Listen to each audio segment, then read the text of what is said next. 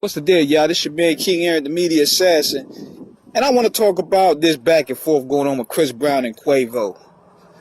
And this opinion here might not ruffle feathers per se, but I'm giving y'all a different perspective. See, Quavo's response hit home. Because let's be real. A lot of this shit that Chris Brown doing is goofy as hell. But see, Chris Brown followers, fans, they're gonna pretty much slide that to the side. Because see, number one, you're gonna see favoritism. That's why with certain people, when they're judging the back and forth, they shouldn't be allowed to participate in the back and forth. Because you're already gonna have whatever Quavo says or does, it's not gonna be to y'all liking. So let's get that out of the way right there. But I ain't gonna lie, I thought Chris Brown, he smoked Quavo with that one. But Quavo had a real strong response. He really did. He really had a real strong response. And he hit home with the truth. And the truth is, this nigga is acting like a total sucker.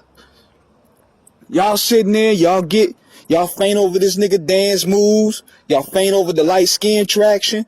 But underneath all that is a sucker. And it's what Quavo is saying. Like, dude, you still mad at him over Karuchi, dude? Come on, man. This is what it really boils down to. This is really the heart of it. Quavo kept it, he kept it truthful right there. Now, Chris Brown came with an aggressive flow. He was real disrespectful. It was real aggressive. So therefore, according to the audience, the loudest in the room is going to get the attention. But see, Quavo, he delivered facts. He said that with the Rihanna thing, when you beat Rihanna up, it fucked your bag up. That's a fact. Because Chris Brown was positioned to be one of the biggest stars on this planet. But that one night messed his stock up for good, to where he's still dealing with it today.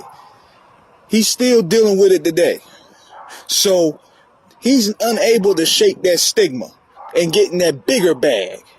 He's doing great, but he should have been catapulted in the line of the greats. Call the man a cokehead. Everything that we've been saying. Everything been saying. But you know, a lot of people gonna ride with Chris because they're fans of his. They're not gonna. It's like the Drake and Kendrick Lamar thing. People gonna ride with who they want to ride. It's Stan Wars, especially females. They're gonna ride with who they want to ride. Cause Quavo is not really. He's not likable in comparison to that. Like they would say that he's the most dislikable Migo. But one thing about the Migos for sure, them niggas is not soft. They're not. I mean, from what I've heard about these guys, them niggas was in the streets for real. So I'm hoping that this thing does not escalate to no street beef, because Chris Brown pretty much took it there. When you mention Takeoff death, I mean, that escalated to something else. Because the minute you start name dropping people, dead homies or dead relatives, it's just some street shit now. And and see, one thing about those guys for sure, we're not in this goofy lane where they're just gonna sit there and use his name off clout. Nah, man, that was a situation where now they're gonna ride for their dude. They're not gonna take his name being disrespected over some dude that sprung over some ex that don't want him. But I like the Chris Brown diss record. I'm like, he got to the point. It was disrespectful. Quavo's response was pretty strong considering. So we're going to see where this goes. Hope it doesn't go to violence, but they need to if they're going to go violent, nigga, take the fade. Fight. Don't shoot it out. Don't involve no crews. Don't involve no bodyguards, security. Take that fade.